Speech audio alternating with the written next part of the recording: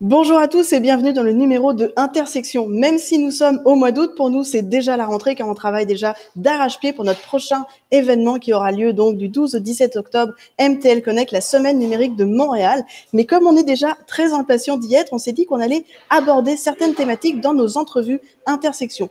Aujourd'hui, nous allons aborder le sujet « Comment développer ses compétences technologiques ». Ce numéro fera notamment écho à la thématique « Travail de demain » qui sera abordée lors de l'événement MTL Connect.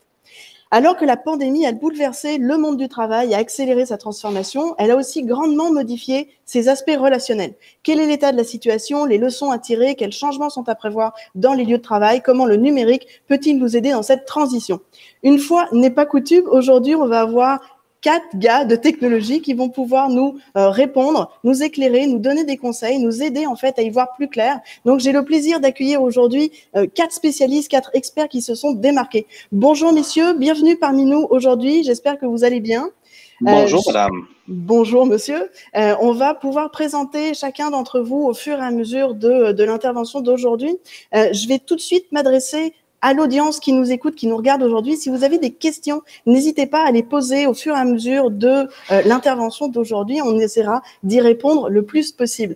Donc, je vais commencer par vous présenter, vous donner la parole chacun à votre tour. Karl, est-ce que tu pourrais te présenter, nous expliquer qui tu es, d'où tu viens, ce que tu fais, et peut-être déjà en 2-3 minutes nous présenter brièvement ton parcours et comment tu es arrivé jusqu'ici.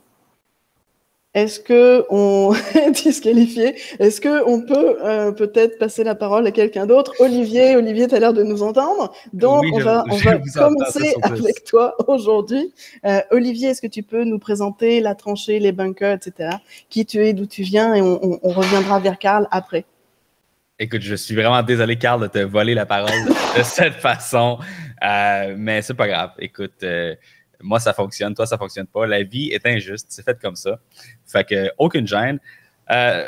Bon, mon nom est Olivier Lambert. Pour ceux qui ne me connaissent pas, j'ai le site web qui s'appelle latranchée.com. C'est une plateforme de formation en ligne avec une communauté qui est principalement adressée aux entrepreneurs qui veulent justement apprendre à utiliser la technologie pour être capable de faire leur marketing, faire leur start-up, automatiser des processus, leur comptabilité, aller chercher des leads, rentrer ça dans un CRM. Donc, c'est vraiment de la formation. On ne fait pas d'encadrement, c'est vraiment juste des cours. Et c'est ma business, c'est autant la plateforme en tant que telle, parce qu'il y a d'autres profs qui sont là-dessus, c'est pas juste mon entreprise, que d'encadrer ces enseignants-là à faire leur formation. Pour aider les gens à faire des cours en ligne, j'ai créé l'entreprise qui s'appelle lesbunkers.com. Donc, c'est un studio autonome pour la création de vidéos de très, très haute qualité, super facilement. Tu rentres le tour, une switch, les micros s'ouvrent, les caméras s'ouvrent, l'éclairage professionnel s'ouvre, tu appuies sur enregistrer, tu dis qu'est-ce que tu as à dire. Ensuite de ça, tu appuies sur stop, tu mets ton disque dur portable, tu swipes tes données, tu retournes chez vous. Et voilà, tu as un setup cinématique en dedans de 15 minutes. Fait que c'est ça que je fais. Tout simplement. Donc, en fait, là, tu es en train de nous dire que toute la problématique que Karl est en train de rencontrer, là, tout de suite, maintenant, toi, avec ta solution, il n'y a pas de problème, c'est ça? Oh, puis en plus, Karl serait tellement beau, là. Vous n'avez aucune idée à quel point Karl serait beau dans mon studio. OK, on va revenir à ce que tu fais, rentrer un peu plus dans le détail après quand je te poserai un peu plus de questions. David, donc David Grégoire est parmi nous également. Est-ce que très rapidement, tu pourrais te présenter 2-3 minutes grand maximum, s'il te plaît? Ben oui, j'espère que mon micro marche. Tout fonctionne très bien, on te voit, on t'entend. T'es très beau. Bon, alors merci de l'invitation. Donc, moi, je suis David Grégoire, monsieur e-commerce. J'ai travaillé avec Olivier longtemps. Maintenant, j'ai une entreprise qui s'appelle soutitreur.com, sans trait d'union, mais c'est pas grave, j'ai aussi le nom de domaine avec un trait d'union. Mais là, vous voyez ici en bas. Concrètement, moi, je suis un gars de marketing en ligne, je suis un gars de technologie. Ce qui me fait triper, c'est d'entendre le son de Stripe quand il y a une carte de crédit qui passe sur mon site web. Alors, c'est pour vous montrer comment c'est le marketing pour moi qui m'intéresse, qui me passionne. Pour ce qui est de sous-titreur, c'est une entreprise de sous-titrage en français surtout. 90% des contrats qu'on fait, c'est en français. Parce que, justement, 90% des gens qui regardent des vidéos sur Internet ne mettent pas le son. Alors, si vous ne mettez pas des sous-titres, vous passez à côté de pas mal de views sur votre vidéo. Et avant sous-titreur, il n'y avait pas vraiment de solution de sous-titrage en français de qualité à un prix abordable, parce que le sous-titrage de cinéma, c'est trop cher. Alors, nous, c'est à partir de 2 $ la minute seulement. C'est super simple, tu envoies une vidéo. Et on fait le sous-titre souvent même la même journée, dépendant du volume qu'on reçoit. Une journée, 2 jours. Généralement, on se tient là-dedans. Alors voilà. Super, merci beaucoup David. On rentrera un petit peu plus dans les détails, dans le processus de comment tu fonctionnes. François Soro qui est avec nous de chez Improve. Est-ce que tu peux à ton tour te présenter s'il te plaît? Avec plaisir. Je m'appelle François Soro. Je suis fondateur de la firme Improve. On est en affaires depuis un peu plus de 10 ans.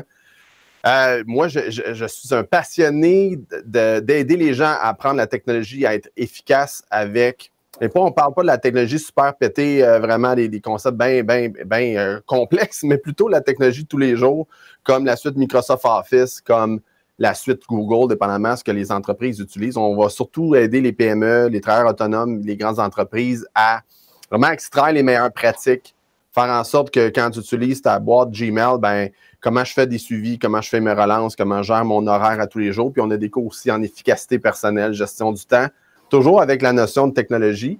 Parce que les gens, la plupart du temps, maîtrisent peut-être un 10-20% du logiciel qu'ils connaissent.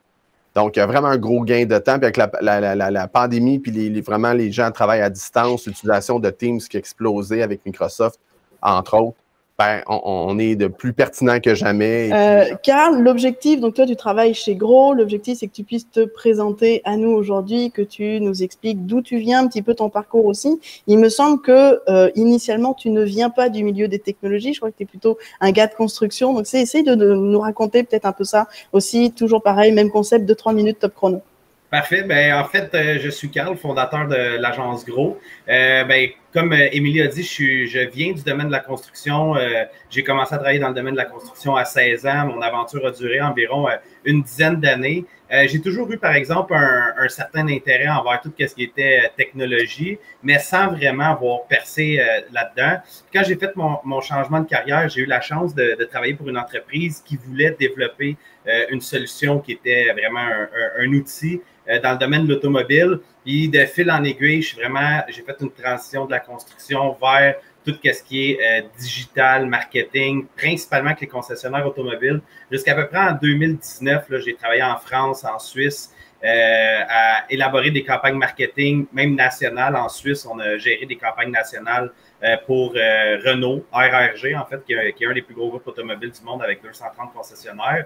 Puis au travers de tout ça, je me suis rendu compte qu'en fait, ce qui me passionnait vraiment dans tout ce qui est marketing digital, outils technologiques et tout ça, c'était vraiment le design des entreprises. Qu'est-ce qui faisait qu'il y en avait qui étaient plus performantes que d'autres? Comment qu'on pouvait régler des problèmes avec la technologie, etc. Puis c'est pour ça, en fait, que j'ai mis au point l'agence Gros. Puis qu'est-ce qu'on fait chez Gros, en fait? C'est qu'on travaille sur 2 axes, l'axe croissance ou l'axe efficacité. Tout ce qui est croissance, c'est en lien avec le marketing digital, mais ça peut être aussi tout ce qui est vente traditionnelle, cold call, etc.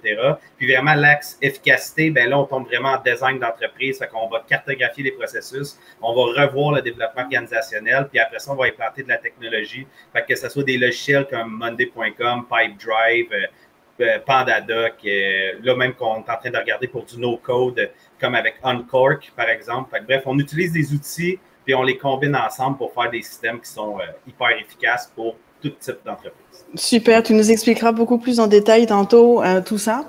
Moi, je vais revenir avec David. Si on peut voir David à l'écran. Alors moi, je ne sais pas si vous avez les mêmes enjeux que moi, mais on galère un petit peu aujourd'hui. Donc moi, là, je vois juste Carl, je ne vois pas les autres. Mais si on peut avoir David à l'écran pour qu'il puisse nous répondre. Je vois David. Bon, voilà. Donc au moins, David est là. C'est bien, tu vas être mes yeux aujourd'hui, Carl. J'aimerais creuser avec toi. Tu as, je crois, 500 sous-titreurs qui travaillent pour toi, David. Est-ce que tu peux nous en dire plus sur la manière dont tu gères et organises tout ce monde-là à distance, parce que vous le savez pas, mais David, en ce moment, n'est pas au Québec, il n'est pas avec nous, il est en Europe. Il est à Lisbonne, je crois, aujourd'hui. Donc, c'est un des avantages aussi d'être en technologie, c'est de pouvoir travailler d'un peu partout. Mais ça reste que tu as quand même une grosse gang à gérer, à accompagner, avec qui travailler. Donc, comment tu gères tout ça? Comment tu organises tout ce monde-là? Quel type d'outils peut-être tu utilises toi-même de ton côté? Puis, j'ai d'autres questions pour toi après, mais on va déjà commencer comme ça. Ben, moi, je suis déjà un amateur de technologie. Il y a plusieurs solutions qui existent qu'on peut utiliser. Mais comme je suis moi-même... Ah, ben, regardez, je ne sais pas si vous avez entendu, là, mais les plaisirs d'être en Europe, d'être à Lisbonne, c'est que tu entends les gens... Ça, c'était extraordinaire comme moment. Ça, c'est digne d'un film. C'est très... oui, c'est presque comique, en fait, aujourd'hui. Donc... Oui, mais là, est-ce que vous m'entendez? Oui, on t'entend. Je crois que je suis en... Bon, parce que j'ai reçu un appel, puis ben, j'ai 2 cartes SIM. Quand il y a une carte SIM qui sonne, ben, qu'est-ce que tu veux? Parce que, bon, les plaisirs de travailler à distance comme ça, ben, c'est d'avoir des Airbnb qui ont une connexion Internet vraiment lente, alors je dois prendre l'Internet de mon téléphone. C'est comme ça. Alors, mais oui, donc, tu avais raison. On est rendu à 675 transcripteurs, si je ne me trompe pas, dans différentes langues, mais surtout en français. Et puis, à l'origine, ben, il y a 1 an, jour pour jour, j'avais un seul transcripteur.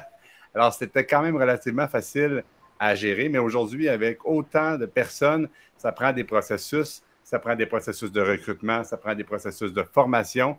Bien entendu, on n'est pas parfait, mais on améliore ça à tous les jours. Et aujourd'hui, ce qu'on fait, c'est que vraiment, on a un processus, là, je vous dirais qu'on a peut-être 10 nouveaux employés par jour qui joignent nos rangs. Il y en a bien entendu beaucoup plus qui postulent, mais ils passent à travers des examens. Tout ça est automatisé. Moi, j'ai une personne qui fait juste approuver ou désapprouver les nouvelles candidatures. Puis quand on les approuve, bien, automatiquement, ils reçoivent la formation, ils reçoivent leurs accès, etc. Puis ils passent à travers un premier puis un deuxième sous-titrage de test qu'on fait réviser par toute notre base d'anciens transcripteurs. Grosso modo, le processus de recrutement est donc presque automatique. Le processus de révision des nouveaux est aussi presque automatique. Mais là, ce qu'il faut faire, bien entendu, c'est conserver cette qualité-là sur le long terme, sur le moyen terme. Puis qui dit humain, dit erreur humaine. Puis je vous dirais que c'est actuellement un de nos gros chantiers cet été, essayer de limiter les erreurs humaines.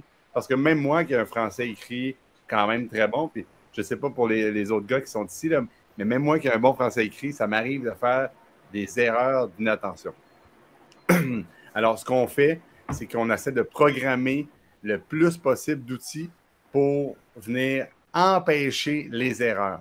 Là, il y a une question qui s'affiche. Question de backup pour nos experts, petit outil méconnu. Est-ce que je devrais faire ça? Est-ce que je devrais lire les questions? Je ne sais pas. L'animatrice. On a perdu l'animatrice.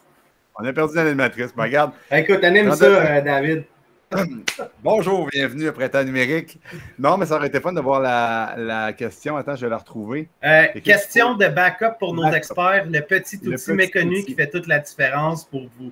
Extension Chrome, outil on-site, add-on. Bon, voilà. En fait, c'est bien. J'ai pas du tout besoin d'être là. Donc, même si on m'entend plus ou on me voit plus, vous faites ça tout seul comme des grands. Allez-y. Mais oui, tu peux tout à fait répondre à la question, en fait. Ben, moi, je vais y répondre, tant qu'à être, puisque c'est moi qui parlais, mais si quelqu'un veut en ajouter, n'hésitez pas. Moi, je suis avec Marc actuellement. Je n'utilise pas Time Capsule, mais j'utilise iCloud, j'utilise Google Drive. Tous mes documents sont là-dedans. Je laisse mon ordinateur dans ma voiture, même quand je suis dans des grandes villes d'Europe. Puis je me dis que si je me fais voler, ben, je n'ai qu'à acheter un nouvel ordinateur au Apple Store le plus près. Puis je suis up and running quelques heures plus tard. Mais je ne suis pas un gars de Windows. Donc, s'il y a d'autres utilisateurs Windows, je pense à Olivier Lambert ici. Peut-être que toi, Oli, tu utilises d'autres applications pour ça. Oui, mais il y a plein de... Tu sais, tout ce qui est dans le cloud, dans le fond, moi, je rentre sur Google pour tout ce qui est mes emails avec Missive. Missive qui est un espèce de Zoho pour la gestion des courriels qui est vraiment hot. Je recommande fortement cette application-là, qui est une compagnie montréalaise, non, de Québec, qui était la gang qui était derrière Snipcart, qui ont parti Missive, qui ont fait un pivot. Et c'est vraiment sa coche. Fait que j'aime beaucoup ça. Je veux leur faire un shout-out. Ils n'ont même pas de programme d'affiliation. Je les ai demandé de me faire un programme d'affiliation. Ils ne veulent pas. Ils savent que leur produit est sa coche. Et ils savent que je vais en parler pareil parce que je suis en amour avec leur truc. Fait que je prends Missive pour tout ce qui est gérer différentes boîtes email, la collaboration d'équipe pour tout ce qui est au niveau des emails. Ensuite, ça, je prends Notion pour tout ce qui est la documentation à l'interne. Et finalement, tu sais, j'ai Google Drive, Google Docs, ce genre de choses-là. Mais également, à la maison, j'ai un serveur Nextcloud qui me permet de faire mon hébergement des documents pour que ce soit vraiment là, sécuritaire et qu'il n'y ait pas de tech overlord qui scanne mes trucs pour extraire des données. Oli, tu parles de Notion. Est-ce que ta stratégie en termes de formation sur Notion pour ton équipe, est-ce que c'est une stratégie de screen recording ou bien vraiment tu fais des to-do lists ou bien tu fais des instructions écrites? Comment tu fonctionnes? Dans le fond, sur Notion, moi, je l'utilise principalement avec les gens qui veulent faire des formations sur la tranchée pour les encadrer, leur montrer c'est quoi les processus pour que ce soit là, les différentes intégrations avec Zapier, etc. Puis je m'en sers aussi pour former tout ce qui sont les gens qui s'en vont au studio d'enregistrement, les bunkers. Fait que tous les clients ont comme une espèce de grosse FAQ que j'utilise, puis que je monte, puis que je garnis au fur et à mesure que les choses avancent. Fait que ça m'épargne énormément de temps là, en suivi. Puis, même personnellement, je l'utilise pour tout ce qui est mes processus, une checklist pour le déploiement des mises à jour sur mon site web, sur mon forum, ce genre de choses-là.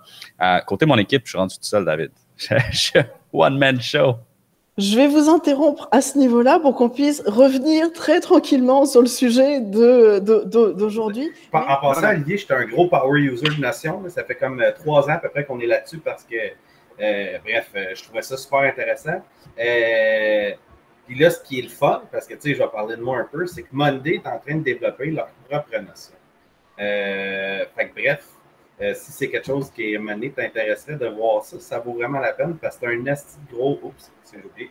T'as un très, très gros système de gestion que tu peux intégrer de la documentation directement dans ton système de gestion. Ils sont encore en bêta avec ça, mais c'est pas aussi puissant que Notion, évidemment, la partie de documentation, mais là, c'est parce que pour le prix, ça commence à être intéressant. Tu sais, comme tu dis, pour 20$ par mois, tu as un Monday plus une Notion dans le même écosystème. Là, mais, là, ça a l'air qu'on est les 4 live, bref. Mais ben oui. Là, nous autres, vous nous on entendez? veut les détails. Vous Quels détails, Madame Charat? Hey, Carl, tu m'entends-tu, toi, ou tu m'entends pas? Ah, on entendait super bien David. David n'est pas là. Je ne sais pas si on est live, en fait. C'est ça. Oui, on est live. On est live. Okay. Moi, j'ai le Facebook sur ma fenêtre de gauche, puis j'ai live sur ma fenêtre de droite. Fait qu'on est live. Je comprends. Tout va bien. OK, parfait. Bon, ben écoutez, de quoi qu'on va parler? Moi, je sais ce que je vais faire. Je vais vous interviewer live. J'ai vu des questions qui sont là. Tu m'entends pas? J'entends David. Hein? Oui, okay, je t'entends. Bon, ouais, moi, j'entends pas David. Tu n'entends pas David? Non. Ça n'a pas d'allure. Mais BeLive, OK, je sais pas, moi, finalement, je suis pas un fan de BeLive. Fait que là, attends, Carl, moi, je t'entendais. Carl m'entend pas. C'est rare que je monte de... On s'entend tous, là. C'est juste Carl qui nous entend pas. Moi, je vous entends. On t'entend? Non. OK. Non, moi, j'entends vraiment pas David. Moi, j'entends d'abord François et Olivier, en fait, c'est ça? Comment que... écoute, Olivier, toi qui connais ça, tout ce bel univers-là de vidéo puis d'audio, comment que ce qui se passe en ce moment? Ce bel univers-là? Honnêtement, c'est parce que ce qui se passe, c'est que BeLive, dans le fond, lui, il reçoit toutes les fils vidéo en même temps, puis il réencode on the spot. Puis d'après moi, ce qui se passe, c'est que BeLive est vraiment en fait là, pour avoir comme 2 ou 3 personnes. Puis là, si je comprends bien, on est 6 sur le feed BeLive, ce qui peut causer peut-être un petit problème de bottleneck là, au niveau du live encoding. C'est le moins qu'on peut se dire. Et bon... C'est des choses pour qui la petite surprise, moi je suis revenu, comme ça il n'y a pas de raison qu'il y ait juste vous qui vous amusiez aujourd'hui. Donc moi aussi un coup je viens, je m'en vais, je reviens, je redébarque. Donc c'est la grande folie aujourd'hui, mais c'est bien, vous faites ça tout seul comme des grands. Donc continuez de parler entre vous et de technologie, etc. Comme des grands, mais on s'entend. Moi j'entends Oli, j'entends Carl. Carl ne m'entend pas. François, m'entends-tu François? OK. Oui, je t'entends très bien. Moi, c'est juste, en fait, c'est Carl qui t'entend pas, toi. Je pense qu'il n'y a pas le feed pendant du que je Portugal, vous ai, moi, je suis revenu. Je vais essayer au moins de poser 1 ou 2, 3 questions que j'avais prévues. Est-ce que, David, tu peux nous expliquer comment ça fonctionne de ton côté, ton onboarding et ta formation? Promis, je vais essayer de vous poser des questions à chaque fois que je reviens. Dans les détails. Je rentre dans les détails. Si les gars, vous ne m'entendez pas, écrivez-moi donc tant qu'à y être, OK?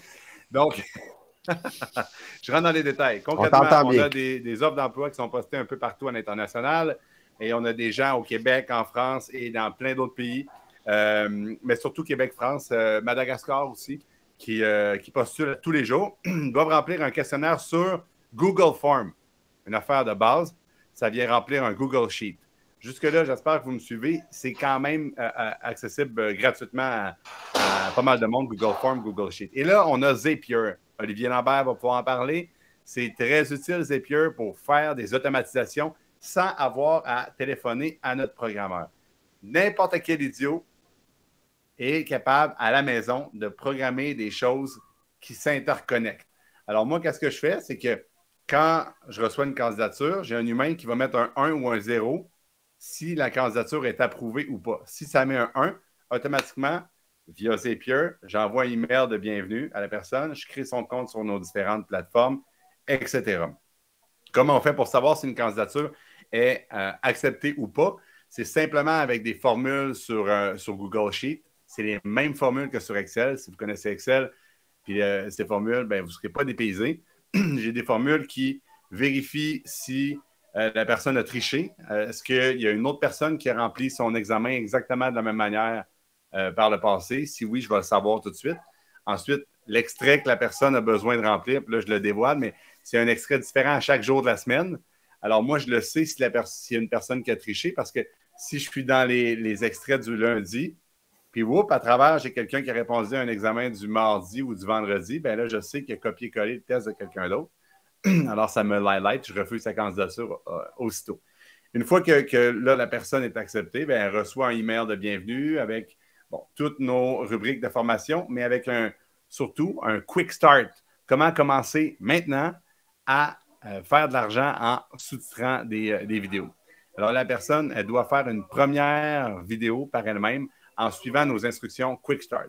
C'est sûr qu'on a maintenant un Notion assez évolué.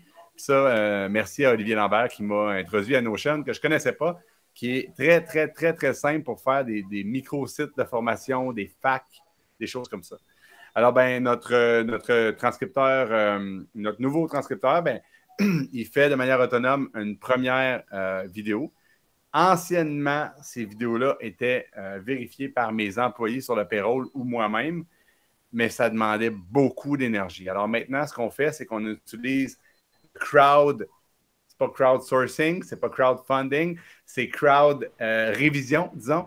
Alors, je prends tous mes anciens transcripteurs, puis là, ils doivent réviser le sous-titrage de notre nouveau. Si la personne elle fait un sous-titrage satisfaisant dans les 5 premiers, bien là, elle peut joindre l'équipe de manière officielle.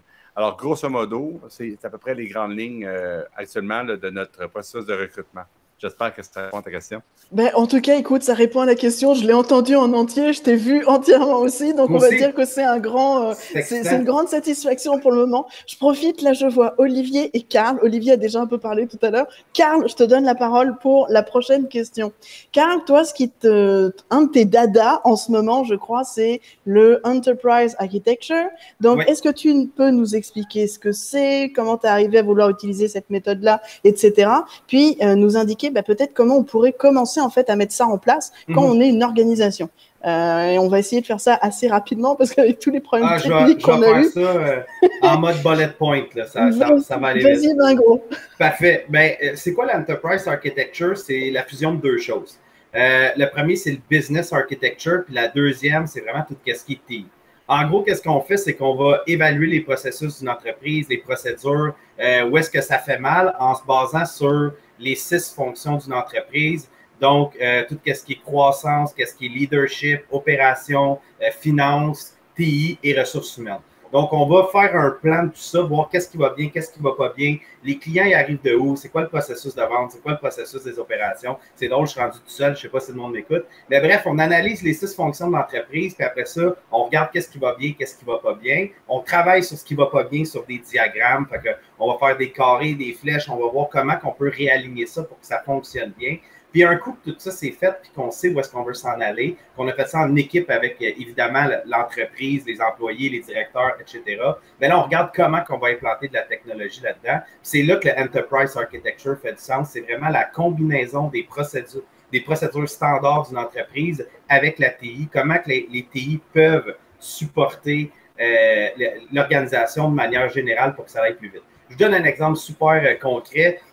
Ces temps-ci, on se fait beaucoup approcher pour mettre des systèmes de gestion des payables recevables. Fait que les entreprises qui ont énormément de payables ou de recevables à tous les jours, c'est compliqué avec des systèmes d'approbation, double approbation, en fonction, il y a des gens qui ont plusieurs entreprises, mais un contrôleur ou deux contrôleurs financiers. Donc, on vient mettre en place des systèmes pour supporter ça avec des API. Fait qu'on va plugger le système comptable avec Monday, que Monday, c'est un gestionnaire de workflow. Puis là, on va dire, exemple, OK, mais si c'est une facture de construction qui rentre pour telle entreprise ou tel département, Carl est le premier approbateur. Quand Carl fait la première approbation, après ça, Olivier a la tâche de faire une deuxième approbation. Puis un coup que ça c'est fait, ça envoie un signal au contrôleur financier qui peut faire le paiement. Quand le contrôleur financier fait un paiement dans le logiciel comptable, à ce moment-là, ça vient mettre le logiciel Monday à jour pour dire que telle facture, ça a été approuvé 2 fois, le contrôleur financier a fait le paiement telle date. Fait que ça, on a, dans le fond, défini ce besoin-là. Celui-là, il est très poussé, c'est pour un client en particulier, mais c'est vraiment en analysant la structure d'entreprise, puis en regardant où est-ce que ça fait mal, c'est où qu'il y a des bobos, bien, c'est là qu'on va travailler. Puis ça, on va faire ça vraiment RH, opération, finance. Tandis que pour ce qui est de la croissance, là, on va sortir un peu du cadre habituel, puis on va faire ce qu'on appelle du business design. Donc, du business design, c'est quoi? Bien, c'est de voir comment on peut créer des nouveaux produits qui sont rentables en fonction soit de déjà en partant notre audience ou de nos clients ou notre fameux marché vertical. Puis on va appliquer, encore une fois, désolé pour tous les termes anglais, le design thinking. Fait que le design thinking, c'est quoi? Bien, c'est qu'on va commencer par appliquer l'empathie avec notre marché cible ou nos clients. On va faire des interviews. On va regarder qu'est-ce qui va bien, qu'est-ce qui ne va pas bien pour commencer à analyser les besoins. Un coup que ça c'est fait, on tombe à l'autre étape qui s'appelle ideate. Fait que là, on va vraiment regarder, OK, en fonction de l'empathie qu'on a appliquée pour nos clients, qu'est-ce qu'on pourrait commencer à trouver comme solution pour aider ces personnes-là. J'ai peut-être sauté une étape. J'en ai sauté une, mais c'est pas grave. Après ça, la prochaine étape, c'est vraiment celle de faire du brainstorming. Fait qu'en connaissant les besoins et les pain points du client, qu'on a réfléchi un peu à comment on pouvait trouver une solution, là, on va vraiment brainstormer en équipe pour avancer davantage la solution. C'est là qu'on va commencer à faire des diagrammes et à regarder, bon, ben où est-ce qu'on s'en va. Un coup que le brainstorm est fait, là, on tombe à l'autre étape qui est l'étape de prototypage. Fait que là, on va sortir ce qu'on appelle un MVP, là, Minimum Valuable Product, quelque chose qui est très rapide à sortir, qu'on peut rapidement mettre entre les mains des gens.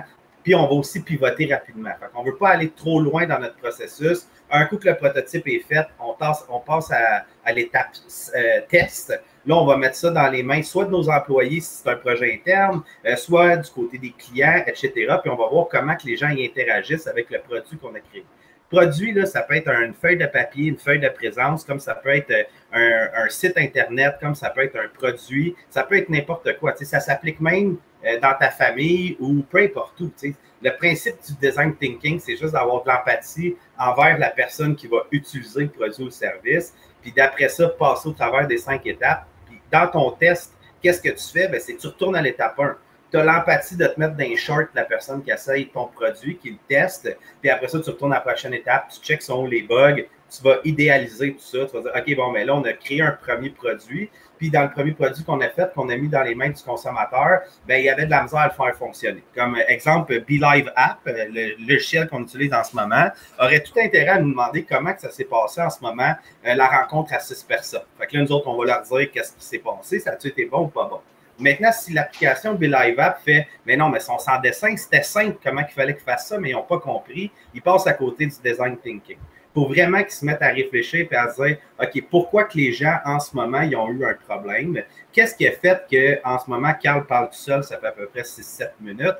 Puis qu'est-ce qu'on peut faire pour l'améliorer? » Bon, ils vont sortir une couple de bullet points, des entrevues avec leurs clients. Ils vont brainstormer là-dessus, arriver avec une couple de mock-up, des dessins, refaire un nouveau prototype, remettre ça dans les mains de nous autres. on refait un live, puis là, cette fois-là, on espère que ça fonctionne bien. Fait que, tu sais, c'est vraiment 2 axes sur lesquels on travaille, qui est vraiment efficacité et croissance, mais on va, en général, tout de même passer par la même étape de tout évaluer au complet. Nous autres, on appelle ça le gros brain. C'est vraiment les 6 fonctions de l'entreprise qu'on vient mettre, puis qu'on vient voir comment ils interagissent entre elles, puis comment que ces 6 fonctions-là peuvent surtout travailler ensemble.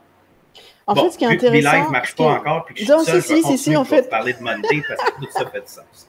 Il y a de ça pas si longtemps, c'était pas possible réellement de péter les silos entre les différentes fonctions d'une entreprise parce que les gens utilisaient souvent plein de logiciels différents ou ils utilisent les solutions clés en main comme Oracle et compagnie, c'était beaucoup trop cher. Fait que maintenant, ce qui est intéressant, c'est qu'au niveau des 6 fonctions de l'entreprise, on peut venir toutes les regrouper ensemble en utilisant un logiciel comme Monday, que ça s'appelle un Work OS, pour Work Operating System. Fait que Monday va venir plugger tous les logiciels ensemble qui ont leur propre raison d'être, puis ils vont acheminer du data entre les différentes fonctions pour être en mesure de faire des décisions d'affaires efficaces. Ah, oh! Mais là, c'était. Hey, mais moi, ça m'intéressait Monday parce que, Oli, tu déjà servi de ça, Monday.com? Non, moi, j'ai utilisé Asana quand j'ai testé ce genre d'outil.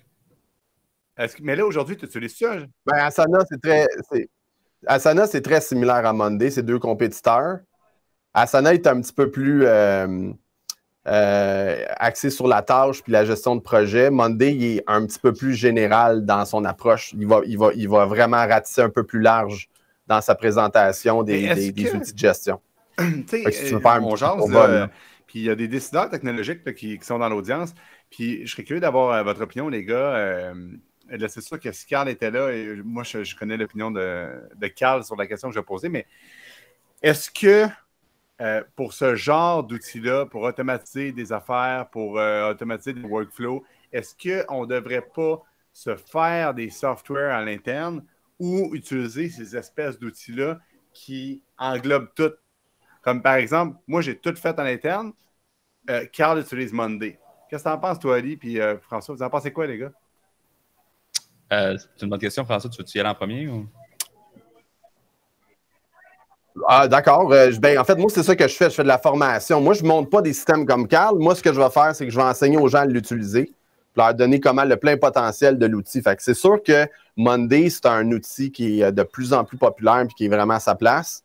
Les montées à l'interne, moi, je pense que plus tu as un gros volume d'employés puis tu as un gros processus, plus ça vaut la peine de owner le système puis de vraiment le programmer puis de passer de A à Z. Mais plus tu es dans une PME ou dans un petit groupe, plus Monday devient comme hyper intéressant puis beaucoup plus flexible puis très peu coûteux à implanter, à part la formation ou de gérer la gestion du changement qui est les humains qui doivent changer. Ça, c'est un coût. Tu as la formation, tu as la gestion du changement, tu as le coût de licence par employé, parce que plus que tu as une grosse organisation, bien, plus que ton coût de licence coûte cher. Puis tu as aussi le coût d'opportunité parce que tu es en quelque sorte pogné à continuer à utiliser ce software-là. Puis si un jour, ils décident de le sunsetter, ça arrive, là, des startups qui ferment, là, puis qui décident ils se font acheter, puis après ils font fermer. Non, c'est sûr. C'est un danger versus faire programmer ses propres outils. Bien, peut-être que ça a l'air d'être une montagne pour ceux qui n'ont pas cette connaissance technologique-là, mais tu sais, Oli... On vient de perdre David. Je vais répondre à la question qui est posée avant qu'il se fasse couper. Dans le fond, je vais donner ma perspective là-dessus. Je pense que ça dépend vraiment du... Bon, et David t'a coupé, fait que je vais répondre à ta première question, puis après ça, si tu veux, tu pourras rephraser ça. Moi, je pense, mettons, programmer versus prendre une solution comme Monday, Asana, etc., je pense que ça dépend vraiment du niveau d'innovation de ton entreprise. T'sais, si tu as un modèle d'agence qui est comme les autres agences, tu as un modèle d'une entreprise qui est commun, où tu n'essaies pas de faire une innovation technologique complexe, je pense que tu es mieux de prendre les outils qui sont déjà en place, existants, parce qu'ils ont été faits pour répondre exactement à ton besoin. Puis s'il y a un problème, je pense que c'est assez facile de juste switcher de plateforme. Tu sais, Monday fait faillite, tu prends Asana, Asana fait faillite, tu peux prendre Trello, tu peux prendre, même dans Notion, tu peux faire la gestion. Mais si tous tes process sont faits dans Monday puis tu décides de switcher vers Asana, tu recommences l'implémentation. Ce qui est le fun, c'est que pas pareil. Tout ce qui est la formation Monday, formation Asana, formation toute, il y a comme un marketplace de formateurs qui existe qui vont être qui vont avoir comme business de créer des formations puis d'aider les gens à comprendre ces softwares-là. Alors que si tu fais tous tes process à l'interne, bien que ça peut être beaucoup plus efficace à cause que tu as justement exactement qu'est-ce que tu as besoin d'avoir, ça t'impute aussi la tâche de vraiment tout créer la documentation autour de ça, puis tout créer la formation autour de des automations que tu fais. Fait que peut-être que ça ne va pas changer aussi rapidement, mais en même temps, tu ne bénéficies pas de tout le financement qui est généré par ces entreprises-là et de l'investissement de temps qu'ils investissent dans leur développement. Fait que, dans ma tête, stay lean. Des softwares, c'est des dépenses. De la programmation, c'est des dépenses. Maximise ta marge de profit. Prends le software le plus simple possible qui va te permettre d'accomplir ce que tu as besoin de faire. Je pense que ce qui est important, c'est vraiment d'avoir quelque chose qui est ouvert. Comme par exemple, on peut faire énormément de choses avec Zapier puis juste une Google Spreadsheet. Si ton software n'a pas un API ou une façon de s'intégrer avec les autres plateformes, je pense que ça, c'est vraiment un gros danger technologique à cause que ça te rend vraiment moins flexible. Mais, écoute, s'il y a une solution cheap que tu es capable d'avoir aujourd'hui qui te permet de répondre à 100% de tes besoins parfaitement, ça serait un peu de se tirer dans le pied et d'essayer de le programmer sur mesure. Mais c'est un bon point, ça, par contre, justement. Est-ce qu'il y a des choses... alors là, on change complètement de sujet ou quoi que ce soit, mais vu qu'on arrive à se parler, on va rester là-dessus. Est-ce que, selon vous, là, tu disais, par exemple, Olivier, que c'est si quelque chose a pas d'API ou a pas ci ou a pas ça, OK. Quel est l'élément où vraiment vous vous dites, OK, ça, c'est vraiment pas une bonne solution, c'est vraiment pas une bonne idée de l'utiliser. Qu'est-ce qui vous fait dire stop à utiliser une technologie et pas une autre parce que, justement, il y a une fonctionnalité qui n'existe pas ou il y a quelque chose qui pour vous, c'est un non catégorique. Là. Est-ce que vous m'entendez? Oui, on t'entend, Carl. Carl is back. Tantôt, tu parlais, puis c'est parce que tu n'entendais pas nos interventions. Fait qu'à un moment donné, tu étais comme dans un vase, comme un train qui amenait. Je voyais absolument rien, j'entendais personne. Fait que je me suis dit, au pire, je vais faire un coup. Mais c'était super bon en plus, c'est vraiment bon. Puis si on avait plus d'interaction avec toi. C'est souvent ça que ma blonde me dit. Mais j'aimerais ça répondre à une question d'Émilie Villon à ce niveau-là. Selon moi, vraiment, la chose la plus importante à regarder quand on fait un choix technologique, c'est les API. Le reste, ça n'a pas d'importance. Si tu n'as pas d'API sur une solution, c'est que tu viens d'être limité à mettre une solution à un problème dans un silo. Puis si on répare un problème dans un silo, ça va être désuet. C'est une question de temps, puis ça va être très, très court, cette période-là. Fait que ça, c'est la première chose à ne pas faire, c'est de prendre une solution qui n'a pas d'API. Puis la deuxième, c'est de se fier au coût. Si tu te fies au prix d'un logiciel pour prendre une décision, c'est complètement irrelevant. Je cherche le mot en français, parce que si tu utilises la fonction, il faut que tu checkes le retour sur investissement. C'est deux affaires. Au-delà de combien ça coûte, combien de temps tu vas sauver. C'est l'exercice à faire à toutes les fois. Voilà. Ouais, moi, Mais les logiciels, c'est plus large que ça. C'est parce qu'il n'y a pas juste des logiciels d'ERP ou de gestion de WorkOS. Tu as tes logiciels de courriel, tu as ta gestion documentaire. Tantôt, vous parliez de Notion. Mais tu sais, je ne dirais jamais à quelqu'un d'utiliser Notion quand il y a Office 365 dans sa compagnie. C'est vraiment... Tu vas dans OneNote, tu utilises Teams, tu optimises ton infrastructure. C'est complètement ridicule. Tandis que si tu es dans Google, Google, ils n'ont pas de logiciel de prise de notes efficace. Fait que là, oui, Notion, puis une connexion avec Google qui fait du sens. Fait que go, vas-y. Fait qu'il y a il y a un choix aussi de ton environnement technologique. Si tu es plus pro Google, tu as tout un univers qui s'ouvre à toi qui est différent que si tu es dans la suite Microsoft. Si tu es dans la suite Microsoft, tu ne vas pas nécessairement dans Monday, tu vas plus aller avec Planner, tu vas aller avec SharePoint, avec plein de solutions que tu peux personnaliser qui sont fantastiques, qui sont méconnues, mais qui prennent un peu... Là, tu as l'approche plus consultant qui s'installe et qui fait la job à ta place, un peu, ou qui t'aide, qui te supporte comme Carl, ou tu vas avoir des gens à l'interne, une équipe assez grosse de techniciens qui vont faire ce travail-là, qui peut prendre un peu de temps des fois pour que ça prenne forme. Moi, je pense qu'il y a un autre aspect assez important qu'on n'a pas discuté. Oui, c'est important que ton logiciel soit ouvert, que tu puisses te connecter avec des API, etc. Mais je pense qu'il y a aussi l'aspect de la gestion des données et de la propriété du code. C'est une des raisons pourquoi WordPress est si populaire et si fonctionnel que ça, c'est justement parce que tu peux l'héberger toi-même, tu es propriétaire de tes données et il n'y a pas une corporation qui est capable de justement leaker ou vendre ces données-là à l'externe, chose que Google, Microsoft et toutes les autres compagnies peuvent faire.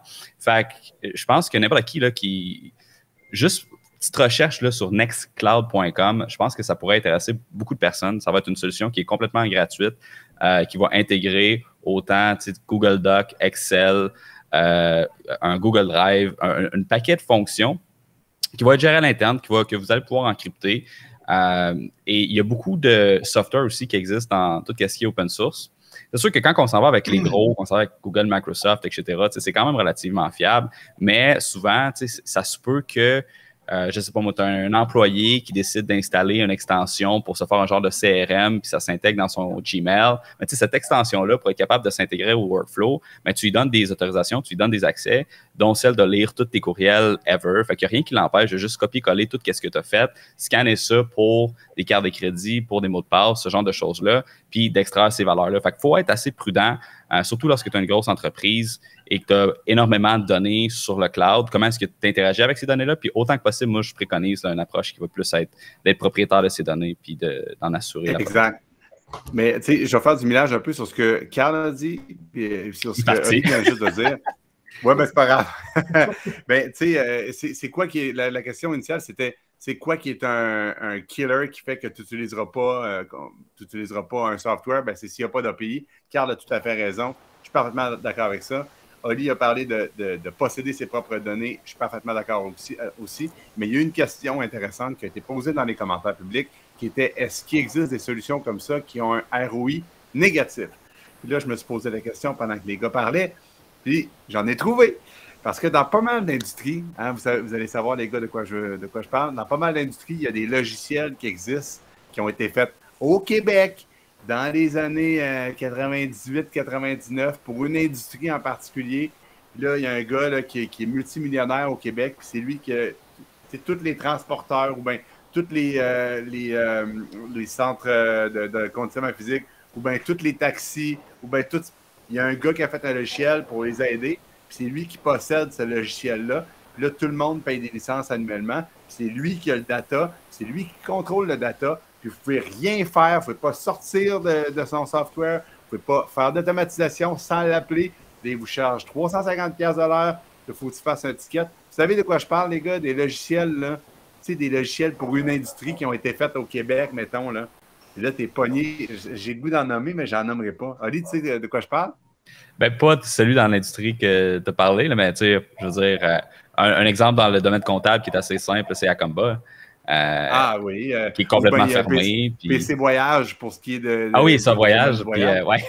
PC Voyage qui est le logiciel de comptabilité dans le domaine du voyage. Mais tu sais, toutes les industries en ont de ça. Tu sais, un gars qui a fait un logiciel sous DOS dans le temps, il l'a fait migrer sur Windows. Tu peux juste faire marcher ça avec Internet Explorer 6, tu sais, etc. Là, vous savez quoi je parle?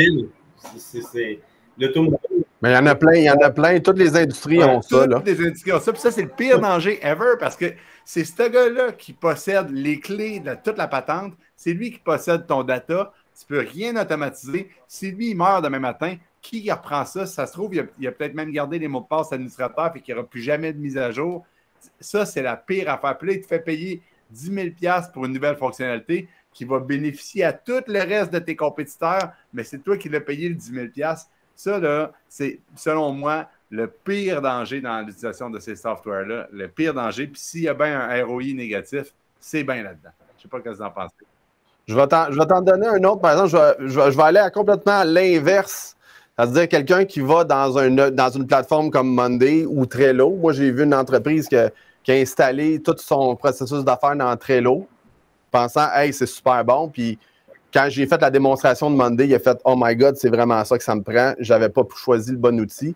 Puis là, pendant 1 an et demi, il a tout installé des données un peu tout croche avec une façon de le documenter qui n'est pas une base de données qui est transférable. Puis là, ben, il a tout perdu son temps. Puis il est tout en train de faire le transfert dans Monday. Ça, c'en est un ROI négatif. C'est-à-dire que la personne a été un peu amateur dans son choix, puis elle a exploré dans quelque chose qui est fondamental de sa business. Là, fait que, autant je vais dans quelque chose où est-ce que si je choisis dans mon industrie quelqu'un qui a pensé à un processus de restauration où il y a des exemples qui ont été donnés, ben au moins, je sais que ça marche. Je sais que je n'ai pas de recherche-développement. c'est rodé, ça fait 20 ans, 15 ans que ça fonctionne, je suis en assurance, tu sais, plein. Tandis que si je vais dans Monday, le danger, c'est que je vais dans un côté amateur. C'est-à-dire que je m'improvise, je fais un peu n'importe quoi. Puis là, ben, c'est là que l'agence gros peut vous donner un coup de main pour setup votre Merci de me plugger, mais je pense qu'en fait, c'est plus une question d'avoir une réflexion initiale puis de prendre son temps pour aller plus vite. Fait que, c'est de dire, OK, faire une évaluation réelle des besoins, puis je pense que même quelqu'un qui est solopreneur, là, faire un SWOT là, de fonctionnalités, ça prend pas de temps à faire. À un moment donné, il faut que tu te limites à peut-être 3-4 logiciels à essayer, mais il faut que tu retournes dans l'histoire de te dire, OK, c'est quoi les key functionalities que j'ai besoin? C'est quoi que j'ai absolument besoin? Bon, ben ça, j'ai 3 logiciels qui l'offrent.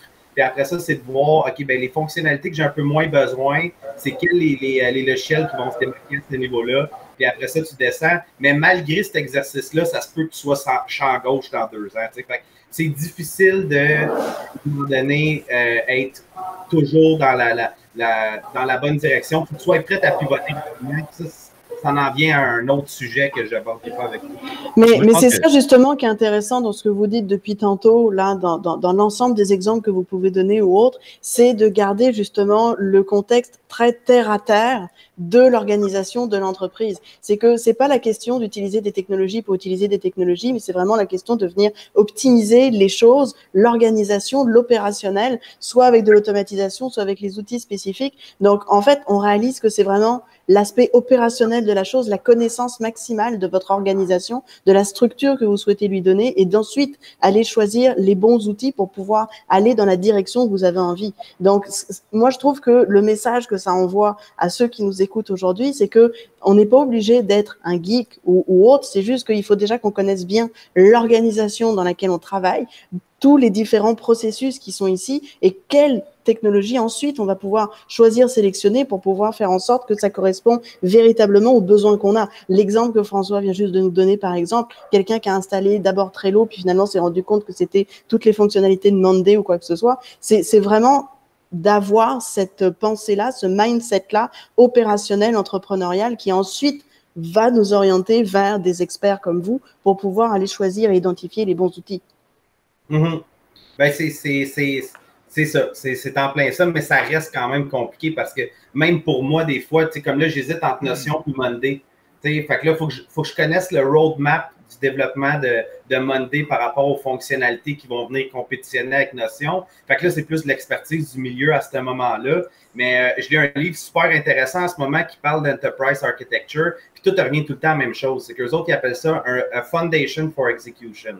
Autrement dit, une fondation pour exécuter, d'avoir une compréhension de ces processus clairs, puis d'après ça, d'avoir une compréhension très macro sur comment que la technologie fonctionne, pour qu'après ça, tu puisses aller chercher des experts et avoir une conversation efficace entre moi, je suis dans mon entreprise, je comprends mes processus, je comprends la technologie, mais je ne suis pas un expert. Comme ça, là, c'est que tu peux vraiment aller chercher, tu peux pivoter beaucoup plus rapidement et aller chercher des experts dans des niches beaucoup plus précises pour déployer des systèmes qui sont évidemment plus performants. Mais c'est un peu pour ça que, tu sais, de développer ces skills, excusez-moi, j'étais en anglais matin, technologiques, ben c'est vraiment ça, en fait. C'est pas de savoir comment monter un Monday parfaitement ou comment monter un CRM parfaitement ou comment faire de la vidéo parfaitement. C'est pas ça. C'est juste de comprendre c'est quoi une bonne vidéo.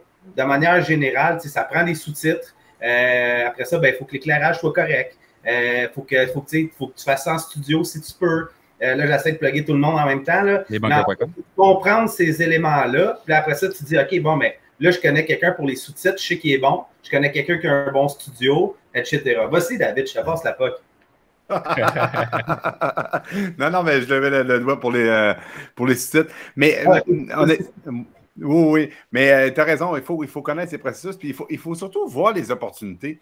C'est niaiseux, hein, mais j'ai pas l'impression que c'est toutes les entrepreneurs, puis il y a bien plus d'entrepreneurs qui actuellement ne sont pas sur ce Facebook Live-là que d'entrepreneurs qui sont sur le Facebook Live. Fait que je pense qu'il y a beaucoup plus d'entrepreneurs actuellement qui ne voient peut-être pas les opportunités d'automatisation qu'ils pourraient avoir dans leur business, d'amélioration des processus qui fonctionnent encore avec des bons de commande, de ceci, cela.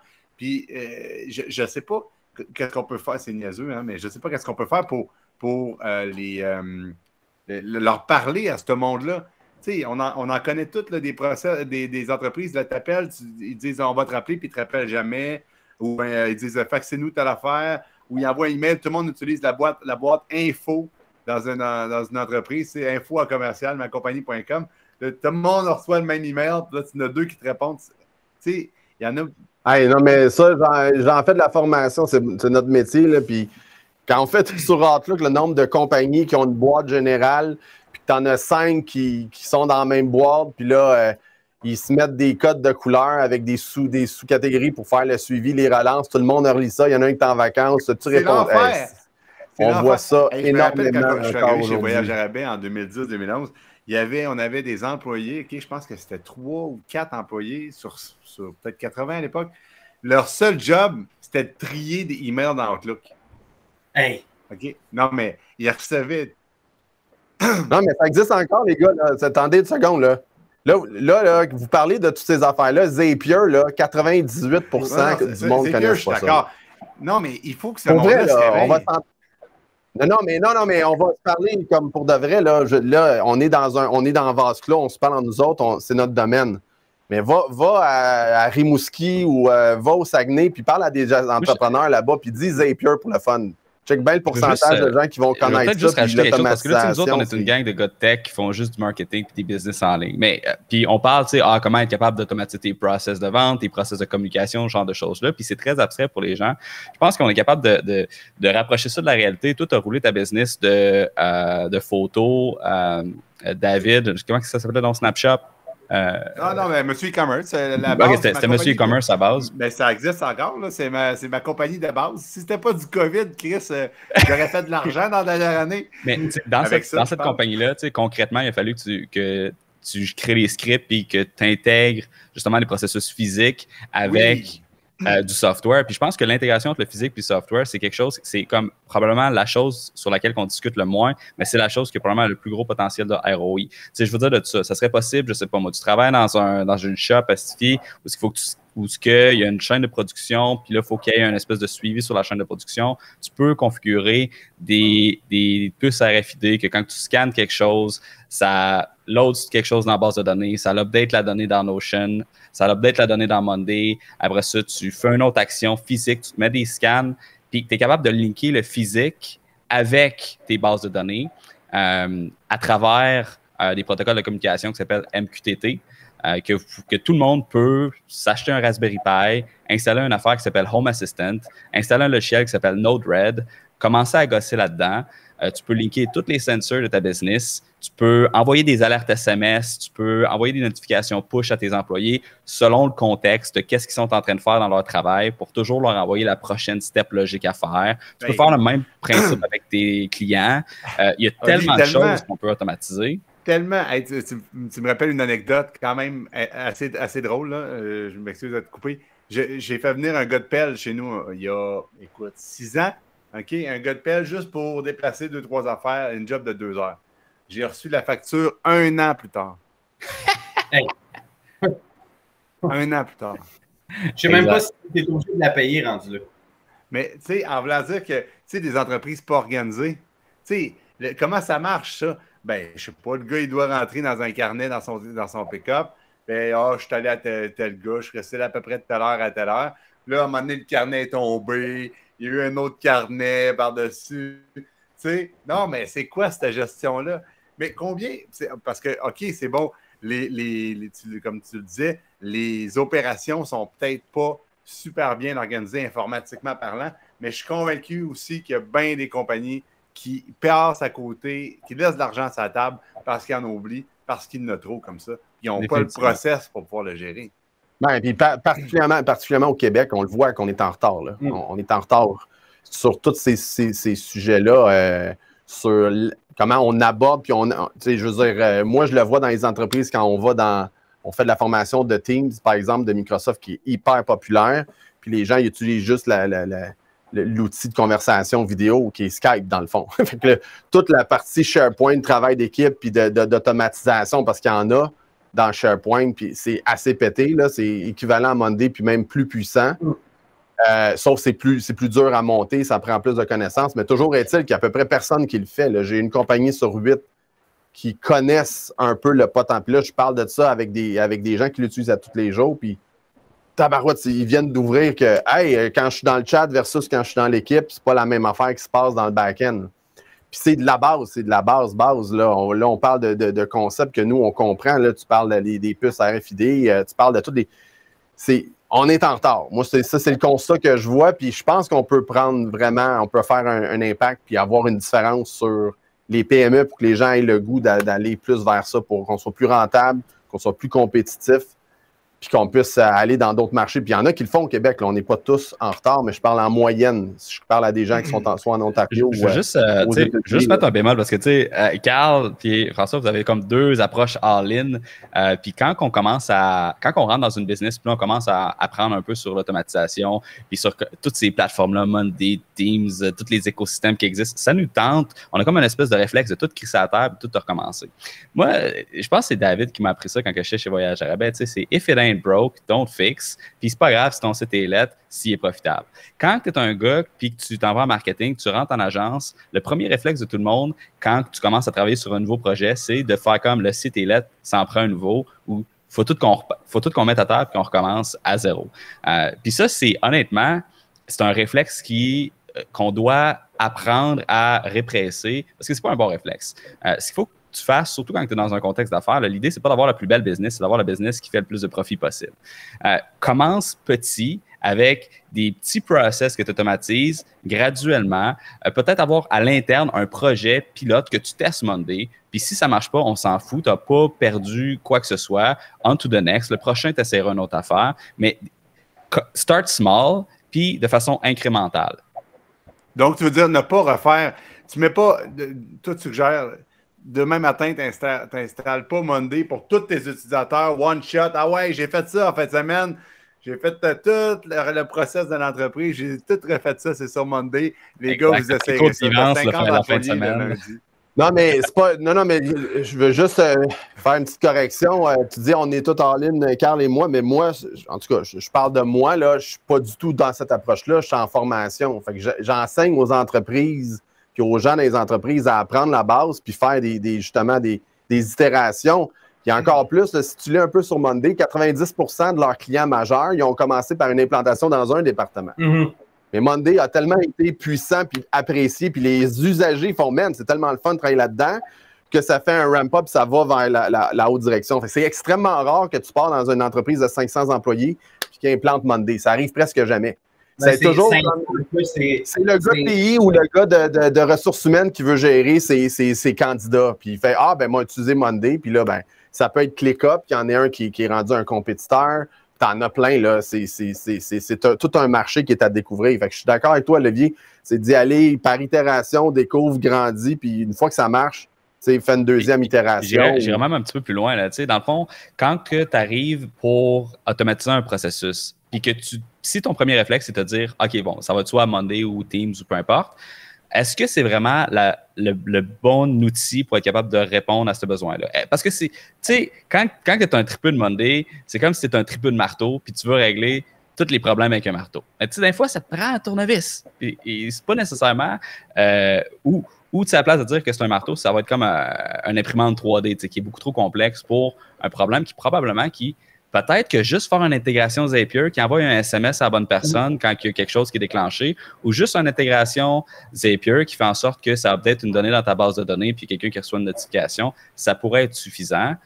Puis, mec, tu arrives puis que tu intègres ça avec Monday ou avec n'importe quel autre logiciel parce que là, tu as des besoins de communication qui sont peut-être plus demandants, mais tu vas quand même déjà avoir toute ton infrastructure en place qui fonctionne très bien. Puis, le plus important, c'est quoi? C'est que ça s'intègre dans ce que tes employés utilisent déjà. Quand que tu fais un move puis que tu switches tout vers Monday ou vers Teams ou vers n'importe quoi, il y a comme une espèce d'autoritarianisme qui t'impose à tes employés parce que tu les forces à apprendre un nouvel écosystème. Puis, je pense que de respecter l'écosystème que les employés utilisent aussi, ça réduit énormément la friction pour automatiser les process à l'intérieur d'une entreprise. Je ne veux pas, m'excuse les gars, je ne veux pas vous bâcher. Hey, mais on a parlé de Monday quasiment. quasiment tout le long, Carl. Non, mais c'est ça que tu fais quand tu bâches quelqu'un, tu es vraiment poli, ça va vraiment bien. Moi, tu me bâcheras comme tu veux.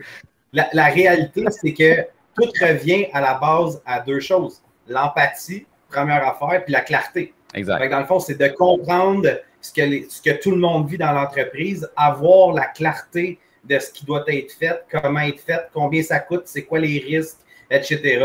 Donc, l'étape primaire, c'est sûr que c'est toujours de designer.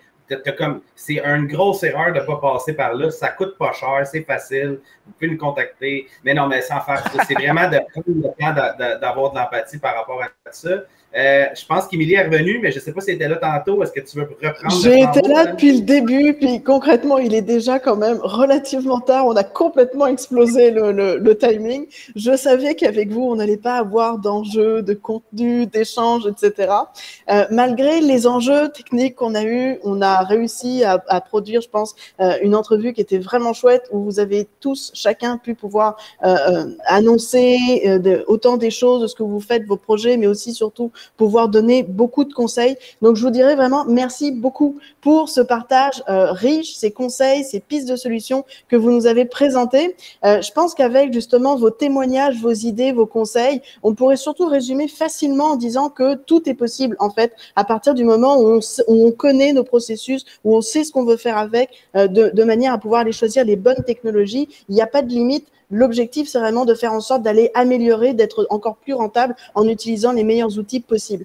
Merci à tous d'avoir été là aujourd'hui, d'avoir été avec nous, d'avoir été patients et de rester malgré tout pour pouvoir écouter les gars qui étaient avec nous aujourd'hui. On reviendra le 19 août avec une nouvelle thématique MTL Connect. Cette fois, ça sera celle du développement durable en accueillant Theodora Lowe et Bradley Limer qui sont cofondateurs de Unconventional Venture et co-auteurs du livre Beyond Good. Donc, ce numéro sera en anglais dans 15 jours. Merci encore d'avoir été avec nous aujourd'hui. On espère ne pas avoir les mêmes enjeux technologiques la prochaine fois. Profitez du soleil et des vacances pour ceux qui y sont encore. Et je vous dis à dans 2 semaines. Bye bye et merci encore. Salut, là. Grand plaisir. OK, bye.